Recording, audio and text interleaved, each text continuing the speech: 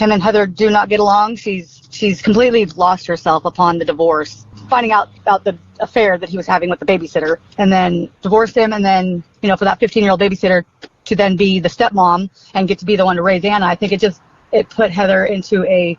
Well, there you have it. A lot of dysfunctional behind-the-scenes aspects seem to be being revealed at this point in terms of Anna Kepner's family and extended family and the blended family as well. And I think a lot of families are dysfunctional, but we are now talking about degrees of dysfunction that I think are quite excessive in this case.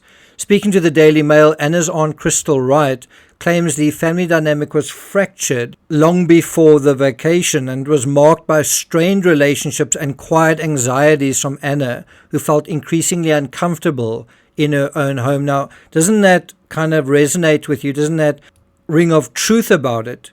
If the affair with the babysitter is true, 15-year-old babysitter, then we can see how if Anna was in a vulnerable situation during the cruise, she probably wasn't going to get a huge amount of support.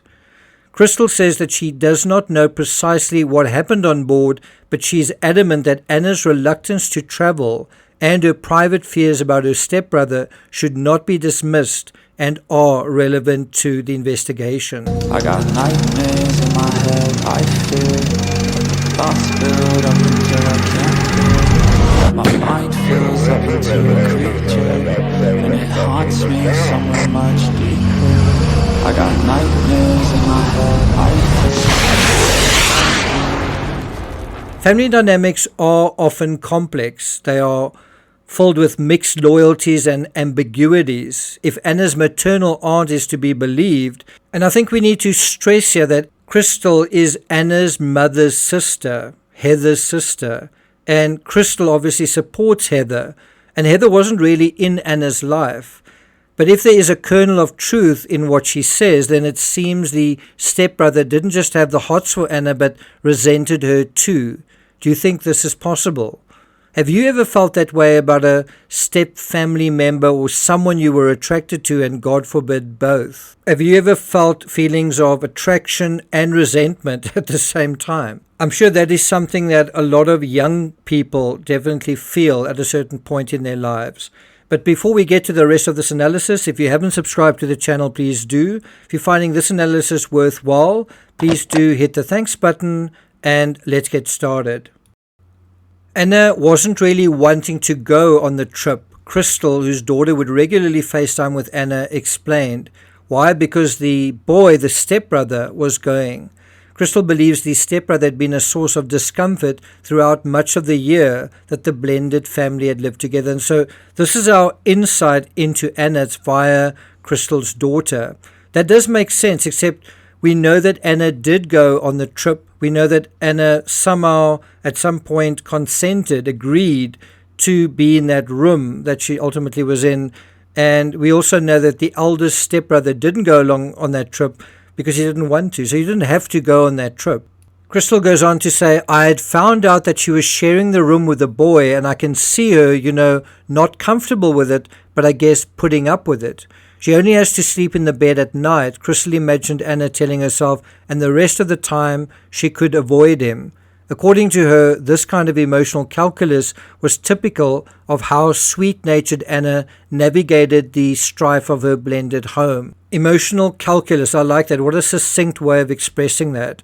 And I do think she was sweet-natured, and I do think she was the kind of person who was going to sort of go along with things, and possibly she thought because her younger brother, her biological brother, was going to be with them, that would sort of neutralize anything that the stepbrother might do. And that was, I think, a fatal miscalculation on her part. But even if it does ring true, I have to say, if it is well known, Anna's discomfort and what was going on with the stepbrother, then the decision to allow them to sleep in the same room really rests heavily, I think, on both parents that were across the hall, and even in a sense on the grandparents.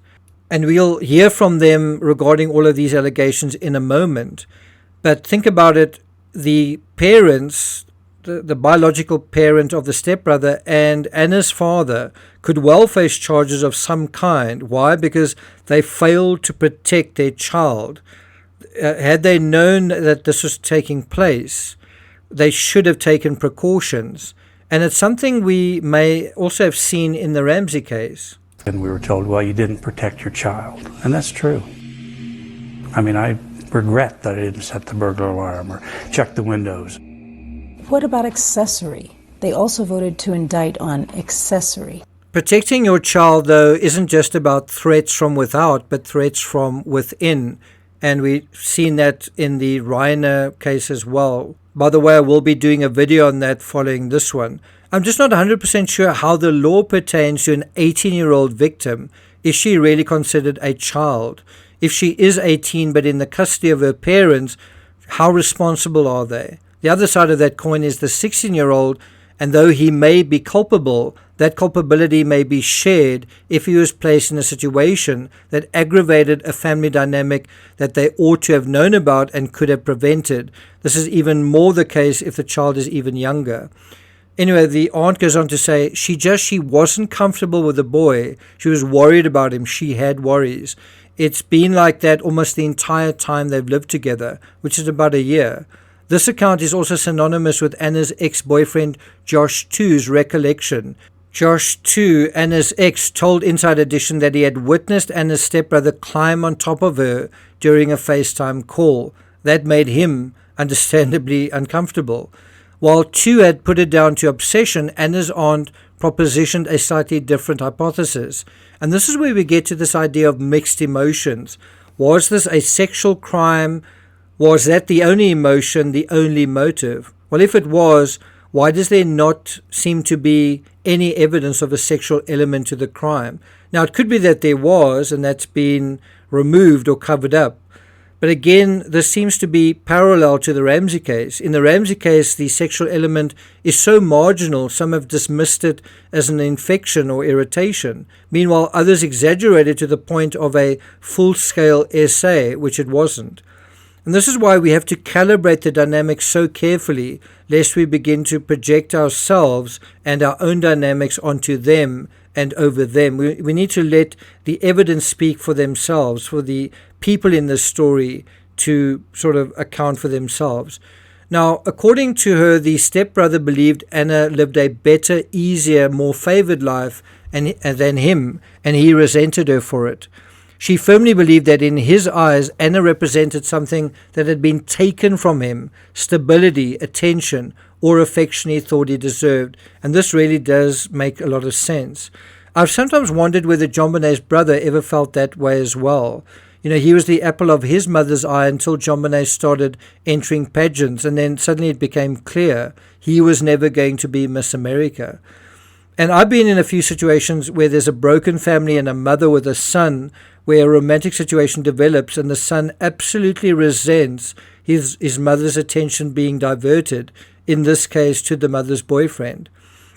This is especially true where the mother coddles her child, and even as a teenager he is babied and felt sorry for, and of course no one feels more sorry for him than himself, and one wonders whether that is the situation here.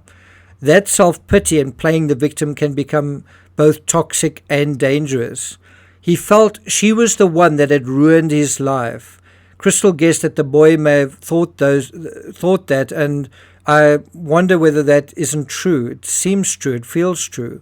Crystal says she's not sure whether it was because his mom and dad divorced or were divorcing or what, and that again certainly seems like she's on the right track. It rings true, especially if we consider the stepbrother seemed to have some sort of psychiatric episode immediately following the incident, which resulted in him being hospitalized.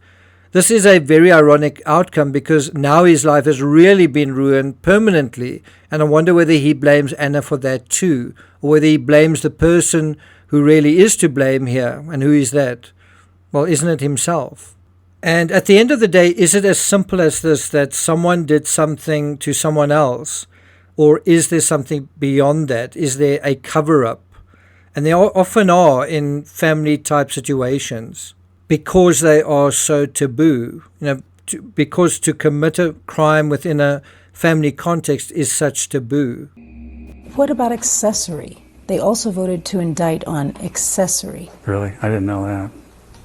I don't know even what that means, frankly. What about Anna's stepmother and father? Well, I guess time will tell, won't it?